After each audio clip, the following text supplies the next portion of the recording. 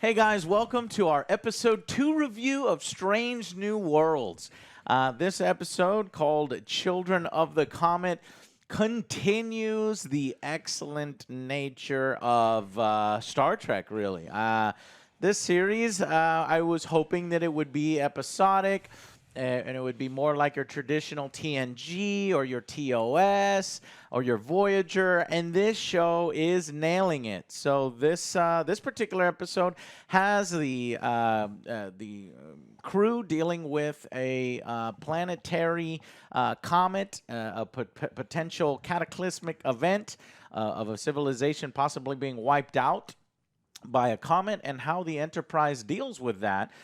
Including, third-party aliens who show up who may not necessarily want the Enterprise to mess with what is ordained.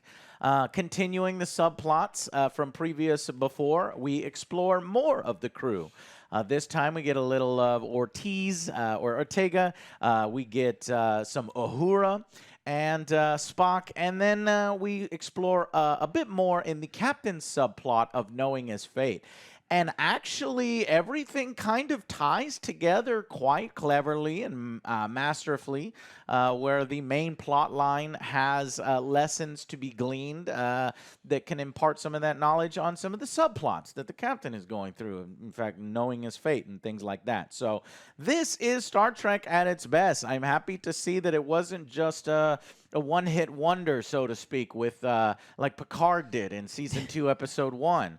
And this is better than Picard Episode 2, Season 2. Far better. And it's really encouraging to me what I've been seeing here. I think the thing I like most about it, before I kick it to you guys, is how they're using Uhura as the audience surrogate. She is fucking wonderful.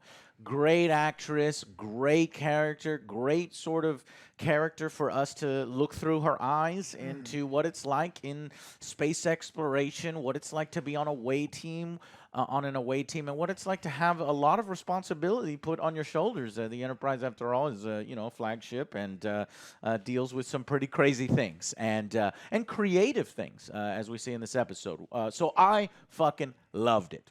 What did you guys think? This is on track. This is another great episode for me. I really liked it. There was mystery, tension, great writing. I actually don't hate the characters. And as you said, yes. Uhura Mm-hmm. is a great vessel for us to look into like what's going on, as opposed to like Picard. We didn't have anything like that. No.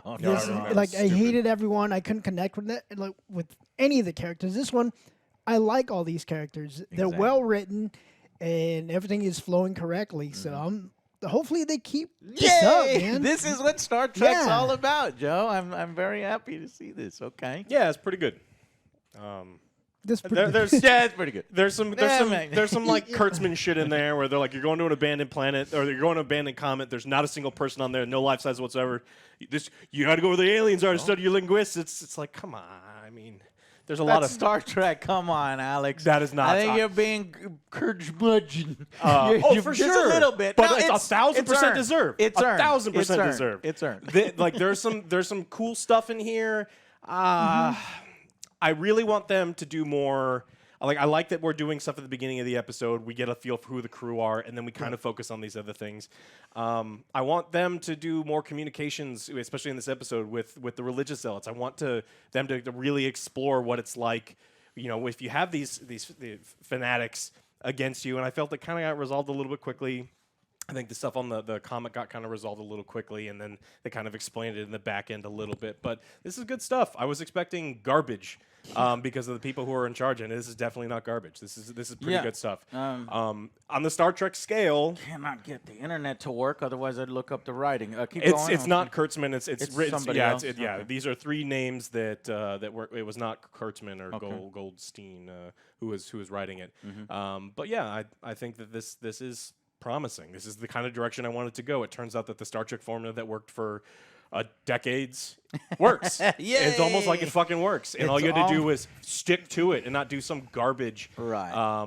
And so like this seems to be going in the right direction. I really hope that we get more really strong sci-fi stuff in there.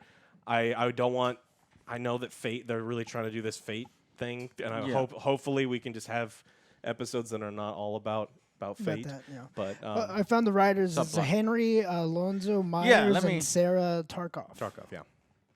Henry, what'd you say? Henry Alonso Myers, Sarah Tarkov. The previous episode was written by Goldsman, Kurtzman, and Jenny Lumet. So completely different writers in the first one. They're keeping things going just so that we go into, and this one was directed, also well directed. I will say that as well. Directed by a different director. Last episode, Goldsman directed. This episode, Maya Vrilo. Next episode is a completely different director, Leslie Hope, and two completely different writers. And same thing with episode 3, this would be episode 4. Completely different director, 2 new writers. So I'm wondering if they're going to continue this, and if we're going. Yeah, it's a little horrifying because it's like we like what we're seeing. We want to keep with one team. Yeah. Now maybe the producers and everybody involved will keep them on sort of this. Oh yeah, task. Kurtzman could totally do it. He's been doing it for the past 2 episodes. I got to give credit where credit's due. Hopefully this continues. So, yeah, really, really enjoyed it. Let's go ahead and give final verdicts, and then we'll jump into what actually happened in this episode and spoilers. Another solid 8 for me. This is a good watch. I really like the costume design they used. It kind of reminded me like Aliens. Oh, and yeah. stuff like that. The egg. The Oh, egg. yeah, little And, Prometheus mixed with Encounters of the third kind? Yeah. Fourth kind? Again, great costume design. I really liked also how they did. It's kind of like, what was that movie? Close Encounter of the First Kind. Dun, dun, dun, That's dun. what I just Yeah. Yeah. Okay. Yeah. So this is a great episode for me. I like the characters. They're growing on me. 8. Excellent. Okay. Yeah, I'm up there. I think I'm in like 7 or 8 territory. What's crazy is like the show is showing potential that I didn't think it had, and I really like it. But like I really want to see them the problem solving happen as it's happening. I don't want just Uhura just all of a sudden just saying like she hums something and then there's like the comet's force field goes down. It's like, come on, like give us these things, show us how smart these characters are. And I think that's potential. I think that it's really high potential for the show to be solid. I mean, like quality, like back in the the 90s. So I'm gonna go with a 7. Good stuff, and I do want to watch next episode.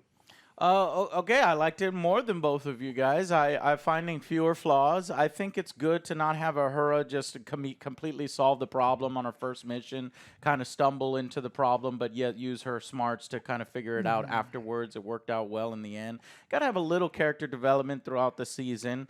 So, yeah, I'm going to go 9 out of 10. I didn't have really much to complain about. I will say how awesome it is that we can see Star Trek in today's technology and today's CGI and locations. Because back in the old days, you would walk onto this comet, and we would not get the impressive visuals of a Geiger-esque cave. We would get fucking styrofoam rocks is what we get. They were great. TOS. They were wonderful. Even It's practical. TNG had some fucking closed sets that looked really bad. But you kind of suspend your disbelief, and so for a lot of kind of the little annoyances here and there, and in this episode, I was having such a good time. I suspended my disbelief, and that's Star Trek needs that in many episodes. So 9 out of 10. This is going well, and I hope it continues this way. I highly recommend y'all watch this series if you aren't already.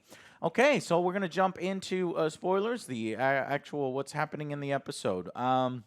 So we get. A log from Uhura at the beginning, sort of the audience surrogate here. Ortega gives her a little hazing. The captain even laughs at her dress uniform. She shows up at this function, and it shows that Captain Pike is, kind of doing things differently. He's a cool guy. From Picard, right? Picard, it took the entire fucking 7 seasons to get him in the same room and kind of treat everybody as family. Here, he's having what's basically a family dinner. I really like this actor, and I like the Pike so far. Spock doesn't understand humor. Love all these kind of fish out of water stuff. Things go so badly that you just have to laugh. And I was hoping they'd pay that off. They pay it off. I was hoping a little more impact, but it was still funny. Ahura knows 37 languages. I think Just that's about, correct. yeah. She's mentioned Up that in there. previous movies and TV series. She's from Kenya, and we get her backstory, which I thought was good. Then Pike is sharing his fate. So we all know that Pike is in a horrible accident. And he shares that with number one, and so he's got this kind of undertone to him, this sadness, but yet he's convinced that he's going to do it anyway. He's going to continue it because he wants to save these people, these crew members, and every single crew member, he knows their name. Then we jump into the comet. And this comet is the problem of the week, just like as it was in the old days. Monster of the week, problem of the week, so alien of the week. And we get a civilization here. They do a good job on the makeup. We never meet them. We never need to meet them. They don't need to beam down there and We talk just to know them. they're in danger. That's They're all in we danger. need to know. Exactly. And they try to get this comet out of the way, so fire some photon torpedoes that are supposed to move it, not necessarily blow it up. And then all of a sudden, boom, boom, all these shields go off. You're like, whoa. What is going on? Interesting. So Yeah. that's what I like there. And so they do an away mission. They take Kirk with them. Kirk, who Alex was wrong about before. Somebody in comments, I forgot what they mentioned. I think this is some other Kirk, or got his name wrong or something. Which, by the way, I mentioned I got something hugely wrong. So I've been watching the original series over again. I'm like, fuck, I can't remember them. I couldn't believe I forgot the most famous episode. Where Spock and Kirk fight. I think it's called Amok Time, and it's like dan dan dan dan dan dan dan. That famous song that we've used in our Star Trek video game reviews. Well, that was his wife. So that's sort of this series is this kind of a prequel to what that eventually he has to go back to the planet because he's feeling all these emotions and his biology's going crazy, and it's because of this plot line that they have to solve, which was that lady we saw at the beginning. So feel shame that I forgot about one of the most awesome episodes of the original. I highly recommend you watch Amok Time, the original episode. Forget what it's called, Amok Time. Let's see. So then they do the beaming over, and it reminds me of Prometheus, and I'm like, I'm curious. Will Star Trek be as stupid as fucking Prometheus and Aliens, where everybody does like Joe? I don't know what this is. I'm gonna put my face in it. and yes, Star Trek doesn't handle it, and he's smarter. You have to have that one person. You gotta have the one person. You want to propel the plot forward, but I'm having so much fun, and everything else is matching up just fine that I'll allow something stupid like that. Obviously, you wouldn't fucking do that. They immediately he gets shot, thrown all the way back, and his heart stops. It literally kills him because his stupidity kills him. Yep. And so we could have not had fucking Kirk, I guess. Or no, he's already in the world. But I mean, we could have done something. They immediately say, "Take your helmet off." So I'm like, "No, don't do that." Even though they did drop a line before that it's breathable, but they're keeping them on to be safe. But immediately when something goes wrong, everybody take their helmet off. So it's got a little bit of the Prometheus, but again, I'll allow it. Nobody gives a fuck. So yeah, back on the planet, the aliens notice the comet incoming, and the Enterprise is looking for answers on how to stop this comet, while the away team looks for answers inside. It looks like there's an egg in the center, very Geiger, Prometheus kind of look. Shields go back up after that event, and they're like, "Fuck, we can't beam them out." So Enterprise comes up with a way. We'll do some modulation to our lasers, and we'll shatter the shield. And right before they can do that, boom, ship shows up, fires at them. One hit, their shields are down 30%. So I'm like, okay, so they can sustain, how many hits, right? So I was counting the hits later on. Well, we'll get there. She sort So of you got a little too many. Yeah, they took a little too many hits, but again, you allow it when you're having so much fun. Aliens show up, say, "Hey, stop fucking with this thing. This is our religion, and you leave it alone. Would you fuck with the height of the waves on your fucking planet?" And he's like, "Well, no." He's like, "Then get the fuck out of here." And he's like, "Well, no, it's gonna blow. It's gonna kill these people." So basically, the zealots won't let them stop the comet, nor will they let them rescue their crew, who, in their opinion, are desecrating it. So they said that will be their tomb. So, dun, dun, dun. And then we go to commercial in the original series. So we can't outrun them. Yeah. Their lasers way better. So We're how do fucked. they? How In do the they original series, they let the planet die. Like, you don't interfere at all. Like, the Right. planet has to die. Mahanet. So how do they solve this, Alex? They figure out that the strange markings are actually musical notes, and then they come up with a way to open up the egg, and then she... Oh yeah, her humming Red herring. glows the thing, and I was thinking to myself, this, if you want to and they talk about music and singing, and I was like, if you want to integrate music into Star Trek, this is how you do it, not the Borgatti or a random fucking loud singing and shit. I was like, I fucking hated that so much. Or motherfucking Patrick Stewart's wife because she has an album to sell. This, if you want to put music in and do something like fucking corny and like that, then do it like this. And there's an in-universe explanation for how this particular egg and alien thing communicates. Yeah, it does it via music. And then the egg opens up when they figure out the secret password. And then she figures out how to turn its shields off. And I don't think that's ever explained how she figures out how to turn the comet shields off. Yeah, this was kind of a throwaway thing. The cave glows different colors. And for some reason, she gathers from the way the cave is glowing that she can do a different tune or a slightly different tune.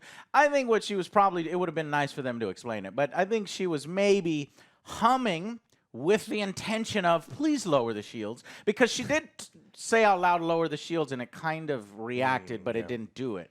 So then she hummed, I guess, with the idea to lower the shields, and it lowers the shields. This is where I'm saying the potential's there. Like, I love Uhura being a fucking genius, fucking badass. Just show me. Just write something in there that she looks at these things and in the last moment figures out how to do it. It's like, write it in there. Show that these people are badass rather than she just gets to hum something and they don't ever tell us how. So while that's going on, the space monks fire on the Enterprise again, and but I gotta mention, this is the one thing with the show. Right before they kind of address it, but we know the fate. We know the fate of the Enterprise.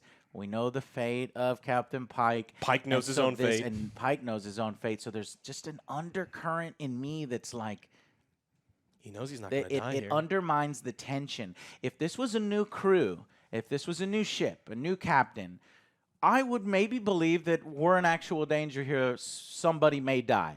But because we're using the original characters, then you know their fates. They're in the movies. They're in the original series. They're not dying.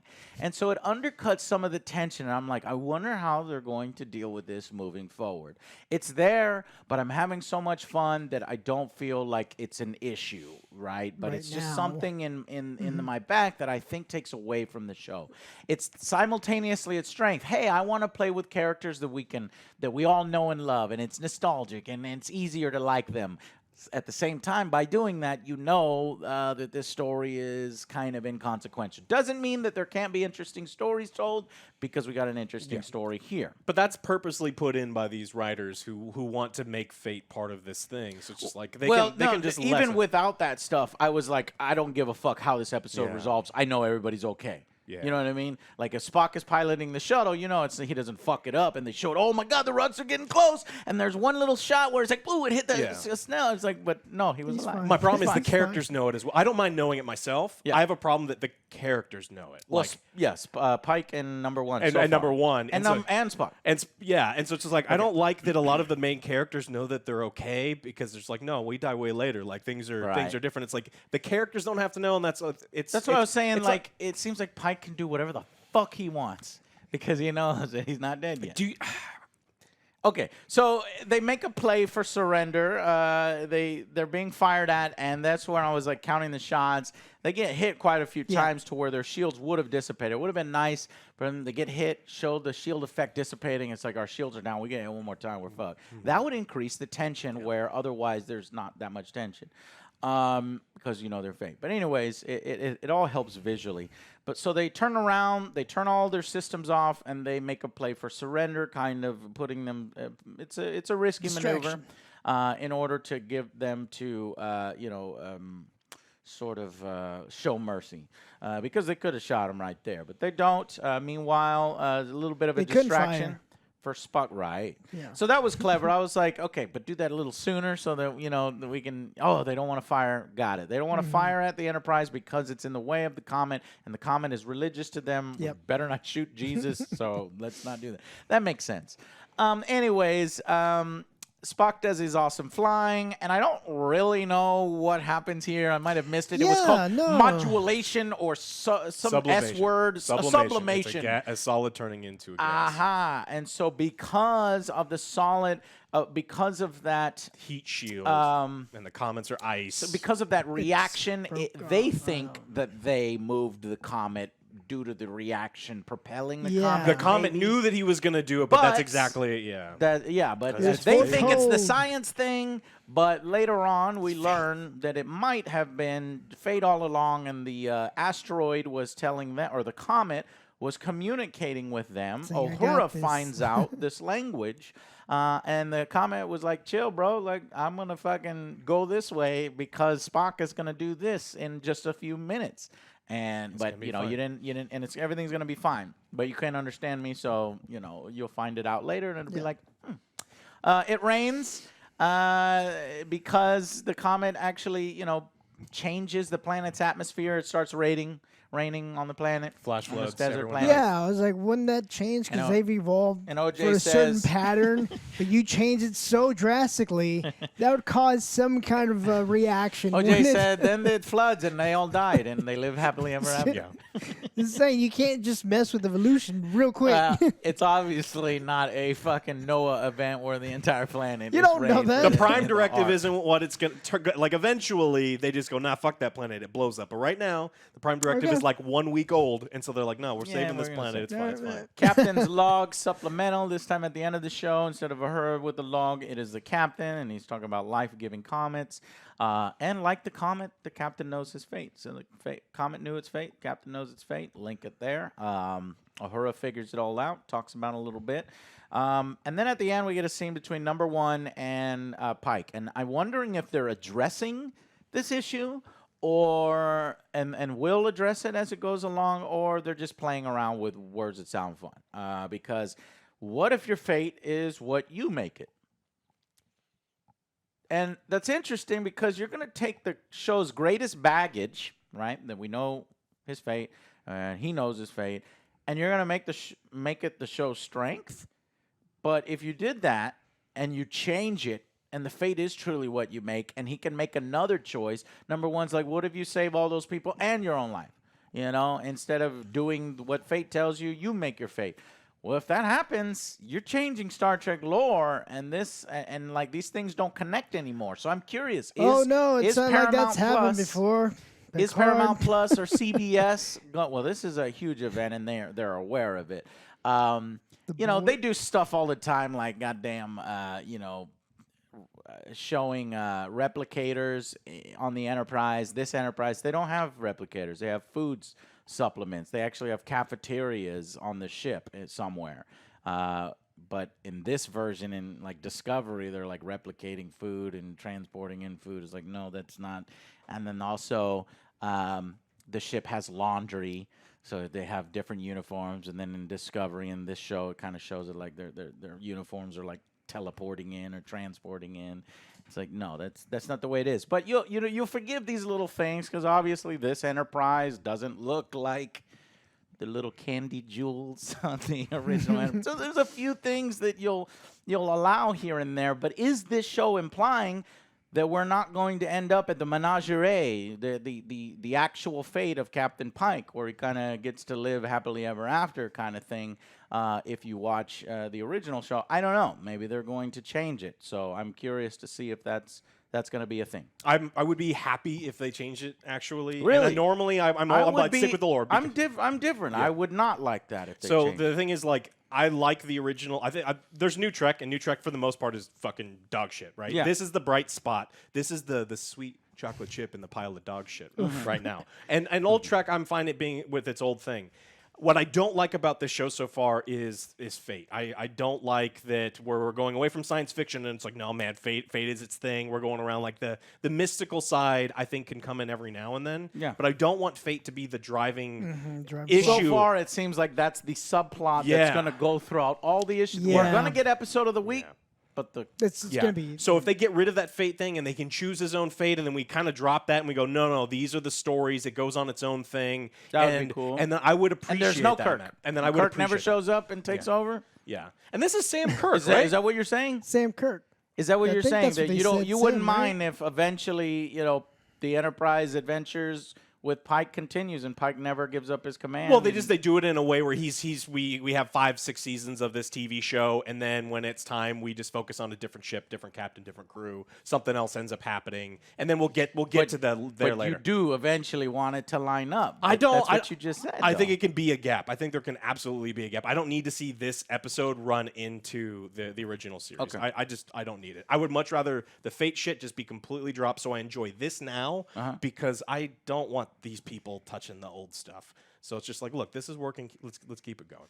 Okay. All right. Well, let's see how they handle that, and if they were teasing something like that at the end of this episode, or if it'll just link in real nice and neat, except for not really nice and neat and sloppy because of all the things that Joe pointed out and I pointed out, and they don't quite fit, but they fit well enough. We'll see. Anyways, excellent episode, and that's it for this one, guys. We'll see you on the next Angry Joe Show. Bye, guys. Yes.